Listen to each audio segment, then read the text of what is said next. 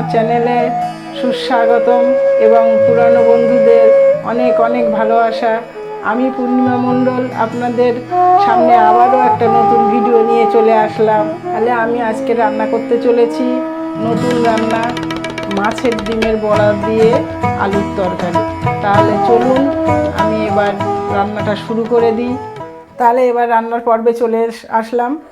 প্রথমে আমাদের কাজ হচ্ছে ডিমটা বড়া করতে হবে। ফার্স্ট কাজ হচ্ছে ডিমের বড়া করতে হবে। তাহলে আমার মাছের ডিমের মধ্যে আমি কি কি উপকরণ মেশাই সেটা দেখতে থাকুন।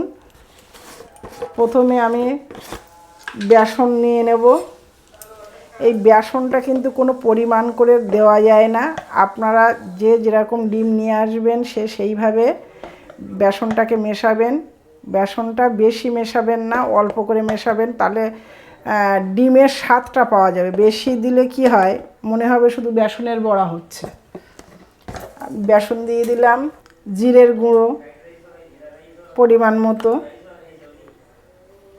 ধনের গুঁড়ো পরিমাণ মতো, হলুদ গুঁড়োও পরিমাণ, যে যতটা পরিমাণে ডিমটা নেবেন ঠিক তার উপরে নির্ভর করে কিন্তু মশলাগুলোও দেবেন।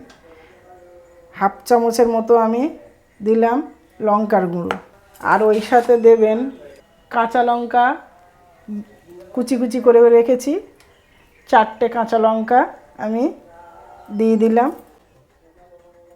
এবারে দেব পেঁয়াজ কুচি। পেঁয়াজটা একটু পরিমাণে একটু বেশি দেবেন, কারণ পেঁয়াজটা মুখে লাগলে খুব ভালো লাগে। পেঁয়াজ দিয়ে দিলাম। এবারে দেব বেকিং সোডা। বেকিং সোডাটা কেন দেবেন, বেকিং সোডাটা দিলে কিন্তু খুব সফট হবে বড়াটা। আপনারা বেকিং সোডা না দিয়ে একবার করে দেখবেন, আর বেকিং সোডা দিয়ে একবার করে দেখবেন কতটা সত্যি। আমরা বেকিং সোডাটা দেই কিন্তু সফটনেসটা আসার জন্য। হাফ চামচ বেকিং সোডা দিয়ে দিলাম। এবারে লাস্ট দেব লবণ, পরিমাণ মতো লবণ দেব। দিয়ে এটাকে আমি খুব সুন্দর করে হাতের সাহায্যে মেশাবো। এইবার যদি আমার দেখা যাচ্ছে যে একটু ঢিলা ঢিলা হয়ে গেছে হালকা, তখন প্রয়োজন হলে আপনি আরও 1/2 চামচ বেসন দিয়ে দিতে পারেন। এটা যখন আপনারা মেশাবেন তখন সেই বুঝে কিন্তু করবেন। আর এই যে ডিমের বড়াটা না এত সুন্দর লাগে, আপনারা যদি তরকারিও করেন সে তো ভালো লাগবেই, আপনাদের এমনি বড়া খেতেও খুব সুন্দর লাগে। আর এই মেশানোটা, মশলার সাথে এই মেশানোটা, এইটা কিন্তু খুব জরুরি, সুন্দর করে করতে হবে। মশলার পরিমাণগুলো একটু ঠিক রাখতে হবে, কারণ মাছের ডিম তো, নইলে কিন্তু একটা অন্যরকম একটা আষ্টানি গন্ধ আসে।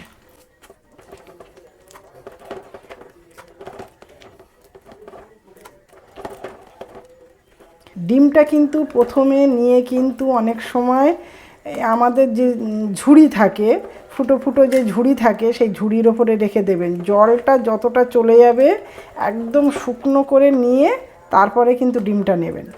তাহলে কি হবে, যে ওর গায়ে জলটা না থাকলে আপনার মানে বেসনটা কম লাগবে। ঠিক আছে, আমার মাখানো হয়ে গেল। এবারে আমি বড়া ভাজার দিকে যাব। তাহলে চলুন এবারে আমি ডিমের বড়াটা ভেজে নেব। কড়াই বসিয়ে দিয়েছি, তেলও দিয়ে দিয়েছি। সাদা তেলেও ভাজতে পারেন, সরষের তেলেও ভাজতে পারেন। তা আমি সরষের তেলে করছি এই কারণে, মাছের ডিম তো, যাতে যেটা গন্ধটা, সরষের তেলের গন্ধটা সুন্দর আসে। ঠিক আছে। আচ্ছা, ফার্স্টে আমি একটু ভুল করেছি কি, এটা কিন্তু আমার সাইপুন মাছ, আপনারা অনেকে বলবেন আমেরিকান রুই, সাইপুন মাছ। ওই সাইপুন মাছের ডিম নিয়েছি, 300 গ্রাম আমার মাছের ডিম ছিল। সাইপুন মাছের ডিমটা কি হয়, সাইপুন মাছের ডিমটা কিন্তু অনেকটা পাওয়া যায়। আমাদের সেদিন নিয়ে এসেছিলো 3 কেজি ওজনের একটা সাইপুন মাছ, অনেকটাই ডিম বার হয়েছিল। সেই ডিমটা আমি রেখে দিয়েছিলাম যে বড়া করব বলে, কারণ এখানে দেখুন খাবার সোডা দেওয়া রয়েছে, সুতরাং ফুলবে কিন্তু প্রচুর। এরকম ছোটো ছোটো করে হাতে নিয়ে নিয়ে দিয়ে দেবেন। বড়া আমি এরকম ছোট ছোট সাইজের দিচ্ছি কারণ খাওয়ার সোডা দেওয়া আছে, অর্থাৎ বেকিং সোডা দেওয়া আছে, একদম ফুলে যাবে দেখবেন।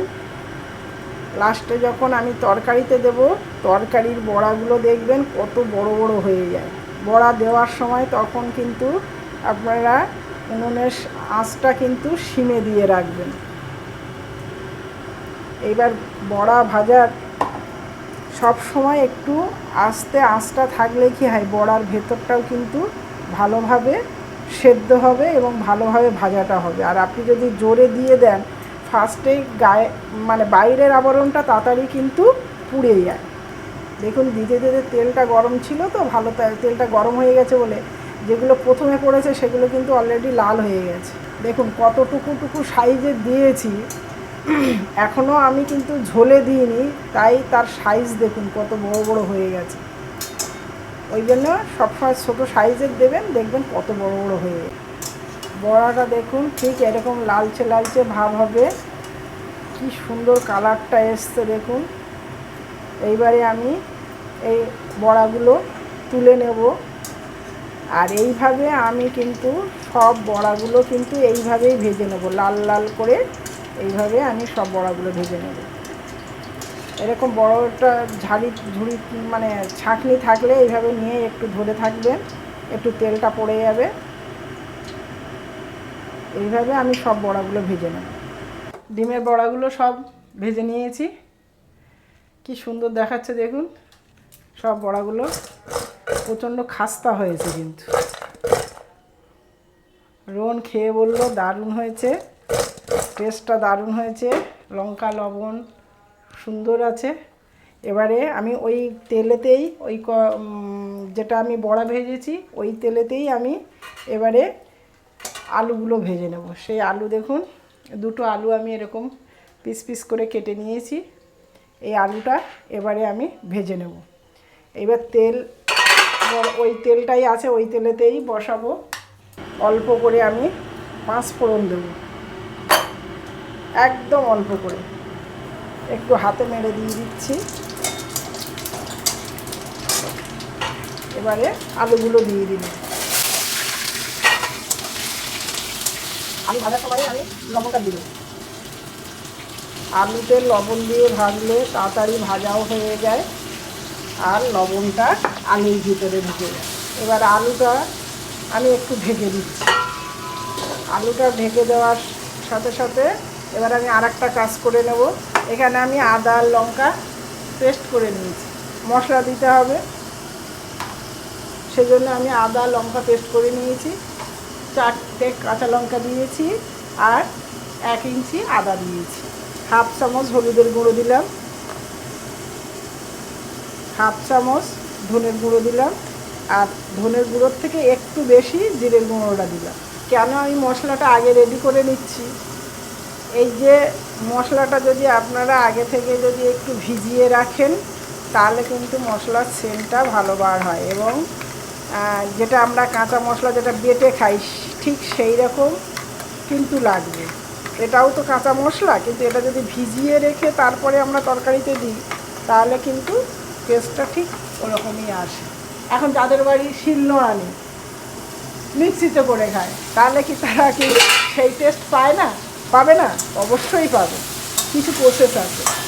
আর সব সময় আমি বলি কেন মশলার কথাটা, মশলাটা কিন্তু জিরে ধনে গোটা আমি বাড়িতে কিনে নিয়ে আসি। যারা মিক্সিতে ব্যবহার করেন গুঁড়ো মশলাটা অ্যাভয়েড করবেন। সবসময় গুঁড়ো মশলা বাজার থেকে যে গুঁড়ো মশলাটা আমরা কিনে নিয়ে আসি সেটাকে অ্যাভয়েড করবেন।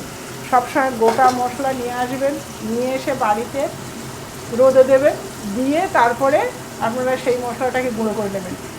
কড়াইতেও গরম করবেন না, আপনার এই রোদের ওই গরম অবস্থায় নিয়ে গুঁড়ো করে নেবেন, দেখবেন খুব সুন্দর গুঁড়ো হয়।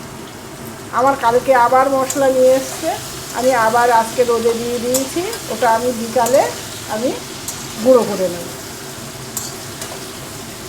আলুগুলো লাল লাল করে ভাজা হয়ে গেছে। এবারে আমি একটা টমেটো দিচ্ছি, একটা টমেটো ছোট ছোট করে কেটে নিয়েছি, একটা টমেটো দিচ্ছি। টমেটো দানা ফেলেই কেটেছি, আমি কোনো সময় টমেটোর দানা কিন্তু সমেত দিই না, টমেটোর দানাটাকে আমি সবসময় অ্যাভয়েড করি। দেখুন আমাদের হাতে যতটুকু আছে আমরা ততটুকু কিন্তু সচেতনভাবে আমরা এগুলো করতে পারি। আর আমাদের রান্নাঘর থেকেই তো আমাদের সত্যি কিন্তু সব কিছুই শুরু হয়, আমাদের পেটের সমস্যা শুরু হয় রান্নাঘর থেকে, তেমনি রান্নাঘরেই কিন্তু আবার আমাদের সব সমস্যার সমাধান আছে। এইটা যদি আমরা নিজেরা একটু সচেতন হয়ে যদি করি তাহলে কিন্তু সেই রান্নাটা আরও সুন্দর জায়গায় যায়। টমেটোটা গলে গলে যাচ্ছে, এবারে আমি মশলাটা দিয়ে দিচ্ছি। এই মশলাটা কষতে কষতে যেটুকু টমেটোর মানে শক্ত শক্ত আছে সেটা কিন্তু আরও গলে যাবে। এবার মশলাটা কিন্তু সুন্দরভাবে আলুর সাথে মিশিয়ে নিয়ে সুন্দরভাবে এটাকে কষাই করতে হবে, ভালো করে কষে নিতে হবে। এরকম ধরনের যদি আপনারা আমার চ্যানেলে নতুন নতুন রান্না পেতে চান তাহলে কী করতে হবে বন্ধুরা, আমার চ্যানেলে এসে আপনারা সাবস্ক্রাইব করবেন এবং পাশে থাকা যে বেল আইকনটিকে সেটাকে প্রেস করবেন। করলে তাহলে আমি যে এরকম রান্না যখনই করব তখনই কিন্তু আপনাদের কাছে চলে আসবে। আর আপনারা আমার মানে একটা পরিবার, আপনারা যতটা উৎসাহিত করবেন ততটাই কিন্তু আমাদের ভালো লাগবে। আমরা সবার পাশে থাকবো, অবশ্যই সবার পাশে থাকবো। মশলাটা অনেকটা কষাই হয়ে গেছে, আর একটু হবে। এবার আপনারা অনেকেই হয়তো এই আলুর সাথে আবার পেঁয়াজ দিয়ে দেন, পেঁয়াজও দিতে পারেন, কিন্তু আমি এই তরকারিতে পেঁয়াজটা অতটা পছন্দ করি না বলে আমি ওই জন্যই পেঁয়াজটা দিই। অনেকে পেঁয়াজ রসুন দিতে ভালোবাসেন, পেঁয়াজ রসুনও পেস্ট করে দিতে পারে,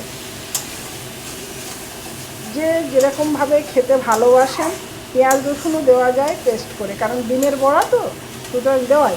মশলা দেখুন কষাই হয়ে গেছে কত সুন্দর, আলুর সাথে কি সুন্দর মশলাটা একদম কষে গেছে এবং মশলা থেকে তেল ছাড়তে শুরু করেছে। মিক্সিতে জলটা দিয়ে নিয়েছি যাতে মিক্সি ধুয়ে ওইটা জলটা দিয়ে দিতে পারি। এবারে জলটা কিন্তু একটু বেশি পরিমাণেই দিতে হবে, কারণ বড়ায় প্রচুর জল টানে। এবার তাহলে আলুটাও সেদ্ধ হতে হবে, বড়াটাও ফুলবে, তাহলে একটু আমাদের জলটা একটু বেশি করে দিতে হবে। একটু বেশি পরিমাণে আমি জলটা দিয়ে দিচ্ছি, আপনাদের প্রথমেই বললাম, কারণ বড়ার তরকারিতে একটু জলটা বেশি লাগে, আলুটা সেদ্ধ হবে এবং বড়াটাও ফুলবে জলের মধ্যে। আর এই সময়ই আমি বড়াগুলো কিন্তু দিয়ে দেব। একবার ফুট উঠলেও দেওয়া যায়, কিন্তু একটু যাতে এর ভিতরে ঝোলটা বেশি ঢোকে সেই জন্যই আমি এটা দিচ্ছি। একটু শুকনো বড়াও আপনারা রেখে দিতে পারেন, শুকনো বড়াও খাওয়া যায়। আমি এই কটা রেখে দিলাম আলাদা করে, কারণ আমার রোহন এবং আমাদের রোহনের বাবা খুব ভালোবাসে এই শুকনো বড়া খেতে। আপনারাও শুকনো রেখে দিতে পারেন।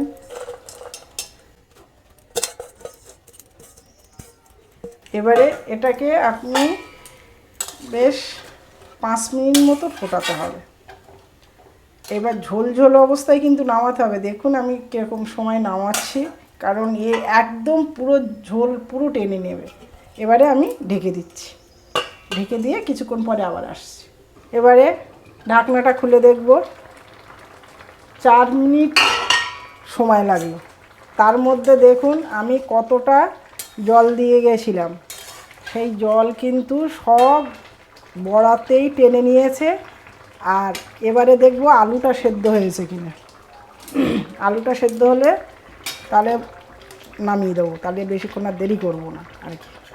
আলু দেখুন সেদ্ধ হয়ে গেছে, আর একটা একটা বড়ার সাইজটা আমি দেখাচ্ছি, দেখুন একদম রসগোল্লার মতো হয়েছে। একটা একটা সাইজ দেখুন কি সাইজ এসছে, কত ছোট ছোট দিয়েছিলাম আপনারা দেখেছিলেন, আর কি বড় বড় হয়েছে দেখুন। বড়ার তরকারি এটা হচ্ছে, এই জন্য ওই বেকিং সোডাটা দিলে ঠিক এরকম আসবে। আর এবারে কিন্তু আমি আর ঝোল মারবো না, এটা আরও টেনে যাবে। আলু সেদ্ধ হয়ে গেছে, বড়াও আমার পুরো ফুলে গেছে। এবারে আমি এখানে লাস্টে একটা জিনিস অ্যাড করব, সেটা হচ্ছে 1/2 চামচ গরম মশলা দেব। এটাও আমার বাড়িতে তৈরি করা। 1/2 চামচ গরম মশলা দিলাম। মাছের ডিম সেহেতু যাতে আমাদের গন্ধটা যাতে না লাগে সেজন্য। আমার মাছের ডিমের বড়া আলুর তরকারি